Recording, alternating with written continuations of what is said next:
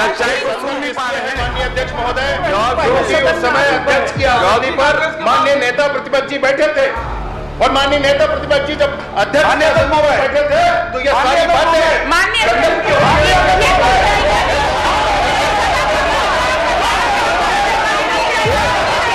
विजय जी ध्यान रखें, आप उप मुख्यमंत्री हैं और सदन में आसंदी के द्वारा किसी निर्णय की चर्चा दोबारा डिबेट में नहीं होता। मैंने साहब बंदगी करते हुए प्रश्न पूछा। बिल्कुल ठीक। मैं समझ नहीं पा रहा हूं कि माननीय मंत्री जी विचलित क्यों हैं। अब मुझे मालूम है क्यों विचलित हो रहे हैं, आपको बता दूं। ये 3 बजे रात तक वहां कवि सम्मेलन देख के आए हैं। अब कवि सम्मेलन सुन के आए हैं कि देख के आए हैं वो जाने, और इनको नींद पूरी नहीं हुई शायद, इसलिए विचलित हो रहे हैं। मेरा प्रश्न माननीय गृह मंत्री जी थे। साहेब बंदगी करके शुरू करो, दोनों साहेब के चेले हो। हाँ, साहब बंदगी करके शुरू करता हाँ, हूँ। वो भी साहेब वाला है। और बेचारे वो मेरे को देख के मुस्कुरा रहे हैं क्योंकि पिछले बार कुछ ज्यादा मैंने गलत सलत तो नहीं पूछा था, मगर कुछ ज्यादा हड़बड़वा दिया था उनको। मैं सीधे सीधे प्रश्न पे आता हूँ, उल्टा प्रश्न तो किसी ने नहीं किया है।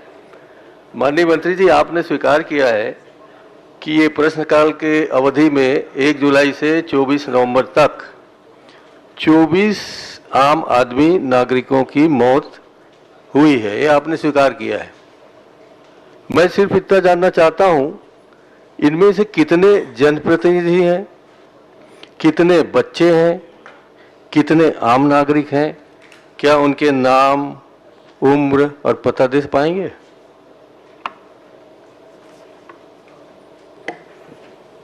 माननीय अध्यक्ष महोदय,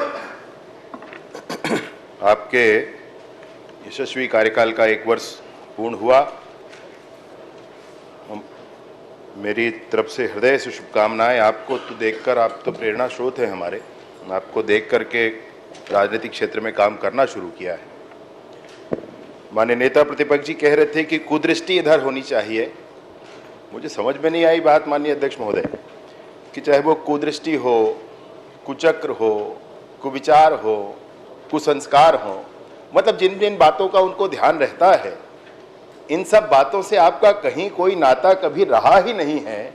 इतने वर्षों के संसदीय जीवन के उपरांत भी आपको न पहचान पाए, ये बड़ा अजीब विषय है, मेरे को ध्यान में आता है माननीय अध्यक्ष महोदय। माननीय अध्यक्ष महोदय, आज के प्रश्न के पहले मैं एक विषय जरूर कहना चाहता हूँ। नक्सलवाद के इस विषय पर दंश सारा समाज झेल रहा है, बड़े लंबे समय से झेल रहे हैं। 1995 में जब माननीय नेता प्रतिपक्ष महोदय अविभाजित मध्य प्रदेश के गृह मंत्री थे, तब भी ये विषय था, तब भी परेशानियां थी। और माननीय अध्यक्ष महोदय, मैं ये जरूर बताना चाहता हूं, जानकारी देने में कोई परेशानी नहीं है, जानकारी बताने में कोई विषय नहीं है, बताना ही है, परंतु कुछ बातों का ध्यान रखना पड़ेगा, कुछ बातों की का हिसाब करना पड़ेगा। और उसमें विशेष रूप से ये मैं कहना चाहता हूं कि जब 24 जुलाई को हम लोग फिर से बैठे थे माननीय अध्यक्ष महोदय यहीं पर, और माननीय नेता प्रतिपक्ष जी का प्रश्न था, उन्होंने एक बात कही थी कि मेरी शंका यह है कि नक्सली बताने के लिए पुलिस वाले भरमार बंदूक को ले जाते हैं, उसकी बॉडी के साथ भरमार बंदूक रख देते हैं, भरमार बंदूक जब्त हो जाता है और वह नक्सली हो जाता है। इस तरह का आरोप नेता प्रतिपक्ष जी ने जवानों पर लगाया था, सुरक्षा बलों पर लगाया था।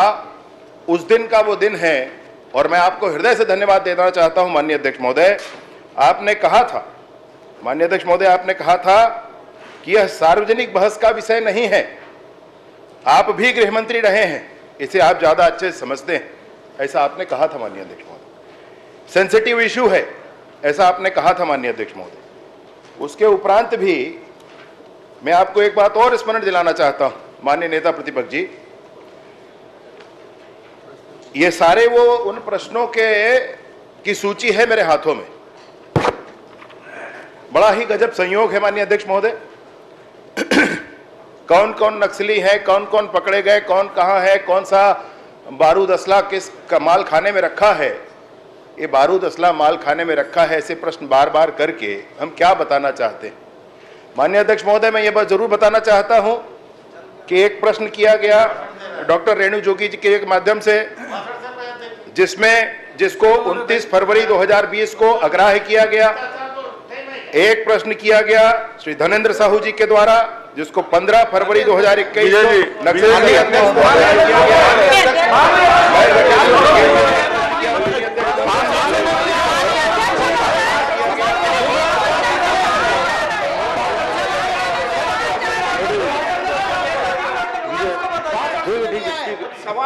कृपया बैठे। संदर्भ ज्यादा देने की जरूरत नहीं है, इसी प्रश्न पे केंद्रित रहिए। मैं बिल्कुल इसी प्रश्न पर आ रहा हूं माननीय अध्यक्ष महोदय, मुझे बोलने दिया जाए।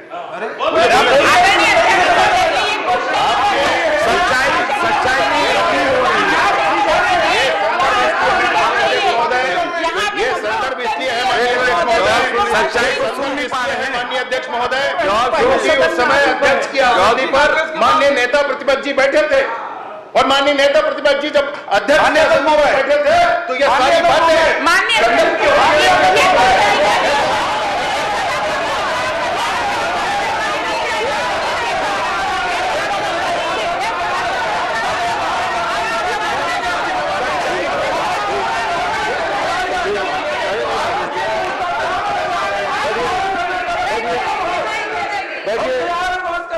बैठिए।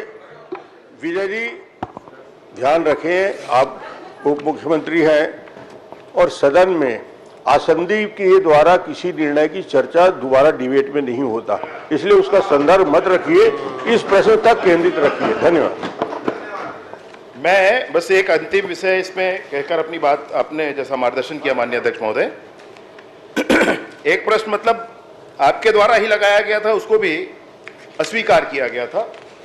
इस संदर्भ में एक और बात मैं जरूर कहना चाहता हूं कि पिछले बार मैंने माननीय, अभी पुराना हिसाब दे देता हूं 24 जुलाई का वैसे आपको, माननीय नेता प्रतिपक्ष जी के द्वारा दिए गए पूछे गए कुछ प्रश्नों का मैंने कहा था कि आपको जवाब मैं पहुंचवा दूंगा।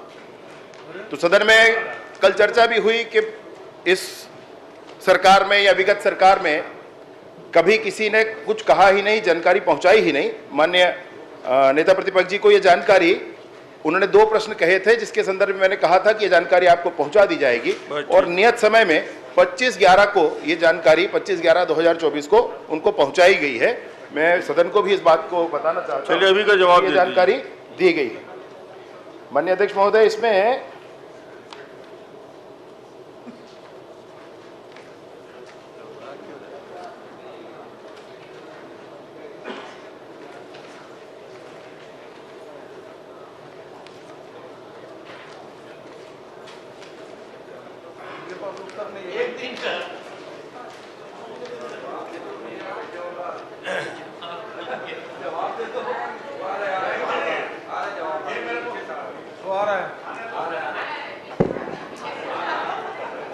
मैंने जानकारी मेरे पास है, इसको आप ले जाएं, इसको अपने साथ ले जाएं, मैं इसी पढ़ के बता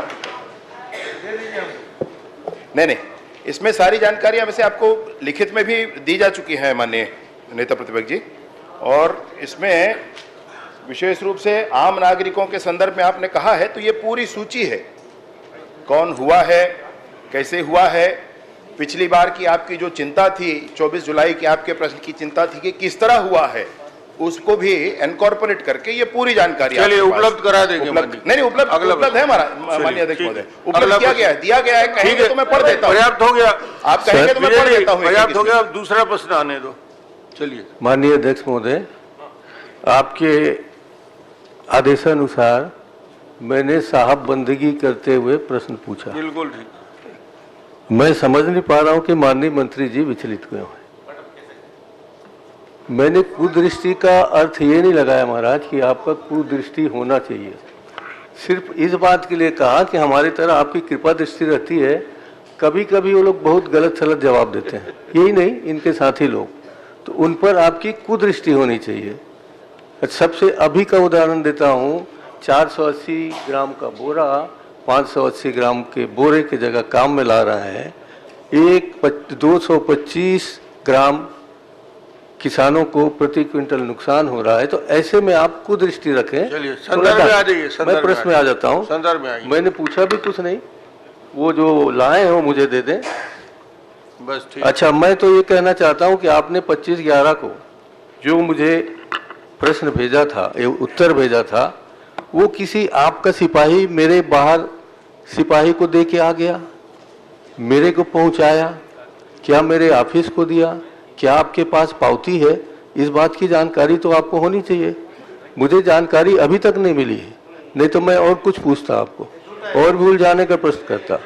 आपने मुझे कहा कि मैं पिछले बार शस्त्र के बरामदी के बारे में मैंने कहा था आपको कि ये भरमार कहाँ से आते हैं।